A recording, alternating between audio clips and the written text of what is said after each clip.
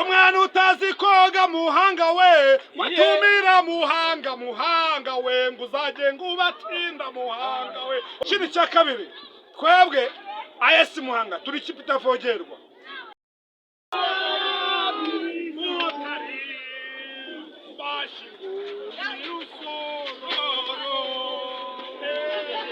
Okay, njyewe ndi international Muhanga kwitutaho umurega wa AS Muhanga. Iyi kipe kuba nyitsinze ndishimye cyane. Ni ikipe yari ifite ibikabyo bidafite aho bishingiye. Urebye kuri defense yabo, urebye kuri attaque yabo. Ni ikipe urabona akakantu. Je naje nje kubashingura, nabashinguye. Tubahaye ikaze kuri stade regional y'akarere ka Muhanga. Twabashinguye. Nibyo koko tubahaye ikaze kuri stade regional y'akarere ka Muhanga. Aha nahagiye gukinwa cyangwa se hagiye kubera umupira ugiye guhuza ikipe ya AS Muhanga n'ikipe ya Motari FC.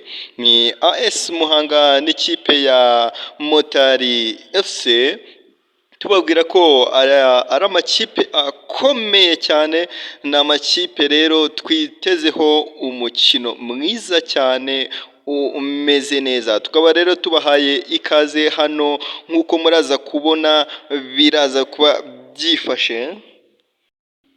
Uko rero niko mwabyumvaga kuri stade regional y'akarere ka Muhanga, aho hamaze kubera umupira wahuzaga ikipe ya AS Muhanga n'ikipe ya Motari FC. Umupira ukaba urangiye aka kamwanya, umupira ukaba urangiye rero ari ibitego 4 by'ikipe ya AS Muhanga itsinze ikipe ya Motari FC ku gitego kimwe cya Motari FC. Yari umupira mwiza cyane, yari umupira witabiriwe n'abafana benshi bagiye batandukanye, nk'uko mwumvishije incamake y'abari abafana. Mu kanya rero muraza kuba mwumva, nimureba iyi video muraza kuba mukurikira umupira neza, munumva ambiance y'abafana, aho uriya mufana mwumvishije uburyo muraza kumva uburyo ki araza kuba avuga muri makeya, cyangwa se avuga ukuntu ikipe ya karere ka Muhanga cyangwa se ikipe ya AS Muhanga yashimishije abafana. Haribu rero tuguhaye ikaze. Aha ni umupira uri guhuza ikipe ya AS Muhanga n'ikipe ya Motari FC. Tubasaba rero mwebwe mutari mwabikora gukanda subscribe ndetse no kukazogera kugira ngo mujye mubona inkuru nziza, cyangwa se mubona amakuru agiye atandukanye y'imyidagaduro, mubone ibintu byinshi bigiye bitandukanye. Nta kindi rero urakanda subscribe ndetse unatwandikire muri comment utubwire uko byifashe, utubwire uko wabibonye. Ahangaha rero nk'uko mubireba, ikipe ya Motari yambaye amajezi cyangwa se imyambaro yambaye imyambaro y'ibara ry'umutuku. Aha uri kubona ko yari itsinzwe igitego, ariko umunyezamu wabo akaza kuba awukuramo, ibintu bikagenda neza. Turaza rero kuba twakwereka uburyo ibi bitego byagiye byinjira mu izamu. Turare rero kugira ngo tugufashe tukwereke buri uratangira tubwire nk'umufana byagenze bite, wishimiye cyangwa se intsinzi wayibonye ute umukino umaze kurangira w'ikipe ya AS Muhanga n'ikipe ya Motari, wabibonye ute? Umwana utazi koga muhanga we watumira muhanga we ngo uzajye ngo ubatinda muhanga we. Okay, njyewe ndi international Muhanga kwitutaho umurega wa AS Muhanga. Iyi kipe kuba nyitsinze ndishimye cyane. Ni ikipe yari ifite ibikabyo bidafite aho bishingiye. Urebye kuri defense yabo, urebye kuri attaque yabo. Ni ikipe urabona akakantu. Je naje nje kubashingura, nabashinguye. Twabashinguye. Ikindi cya kabiri, twebwe AS Muhanga turi ikipe itavogerwa.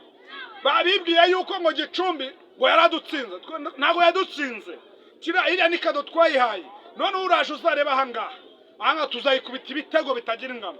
Motari rero nyihaye isomo, ngikubise ibitego bitatu, igiye kugenda yitekereza. Aha, ese uri kubona ibitego byaje kuba bitsindwa nibyo byari byitezwe cyangwa hari hitezwe ibitego byinshi biruta? Urakoze cyane, ibitego byari byitezwe ni ibitego bitatu, twari twabibaze nkanjye umuhuriga ngiye ni ibitego tatu, ibitego bingahe? Bitatu. Icyo nshaka mbabwira rero ni nta kintu, iyi stade ni y'akarere ka Muhanga, iyi stade ni y'ikipe ya AS Muhanga, nta yindi kipe nimwe izadutsindira. Ndabikubwiye retour ejo ndakiriye kipe Sunrise, ndayikubita ibitego bitagira umugano, ndayitsinda, ndayibaga. Ese ugereranyije Muhanga yatambutse mu mwaka washize na Muhanga y'uyu munsi, ubona Muhanga y'uyu munsi itandukaniye he n'iki na Muhanga yo hambere? Urakoze cyane. Muhanga yahatambutse yari yabudu, abudu we sinzi igihe na rimwe nongera no kumwika mu buzima bwanjye, ukabudu yarambabaje icyitwa kumbabaza. Ariko iyo AS Muhanga ya Gaspari ndetse na komite tukumwe na komite nanjye ndimo AS Muhanga umuhuriga magare y'abafana b'akarere ka Muhanga, rero mabwire ngo intego yacu kuzamuka mu cyiciro cya mbere, mwese mubyumve, ngende zamuka mu cyiciro cya mbere. Mboneraho no kubwira ayandi makipe yose n'abandi bafana bango Muhanga ntizazamuka, twebwe tuzazamuka, tugomba kuzamuka. Navuze reka mere nk'akajwi kavuga ngo mwangegeramo, reka mweze irangegera so hanze ahangaha. Okay, nibyo turagushimira hano kuri Fab TV. Sawa, murakoze cyane.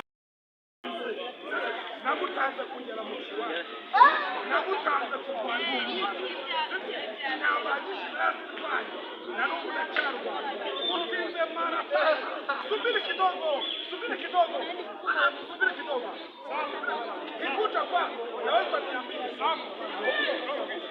Mbona ndio nakushaka na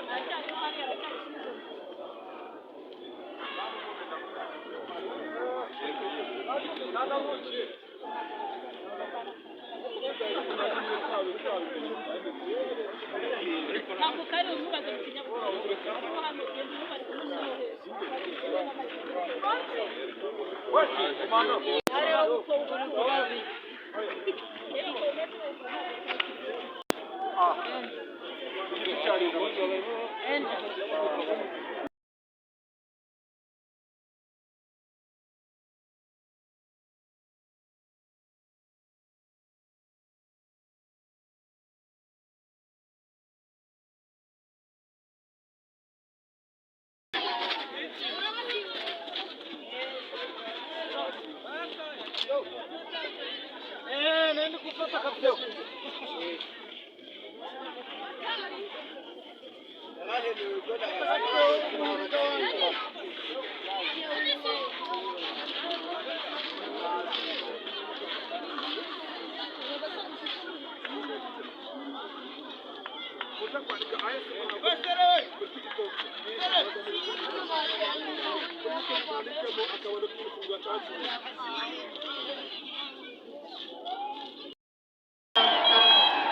Umupira urakomeje hagati mu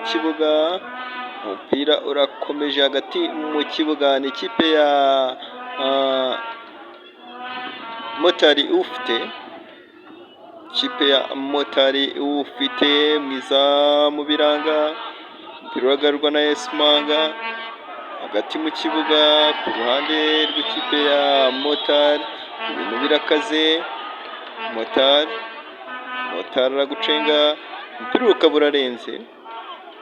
umupira ukaba urarenze hano kuri stade regionale y'akarere ka Muhanga. Ibintu ntibyoroshye, ibitego bimaze kuba bitatu bya AS Muhanga ku gitego kimwe cy'ikipe ya Motari. Ese turibaza ngo birarangira bite? Ntago byoroshye. Umupira hagati mu kibuga kwa abakinnyi ba AS Muhanga baratera igitego kiranze, igitego nticyagiyemo. nshuti bakunzi ba AS Muhanga, tubabwira ko ikipe y'akarere ka Muhanga cyangwa se ya AS Muhanga ari ikipe iri kwitwara neza ku buryo bugiye butangaje, ari ikipe imikino iri gukina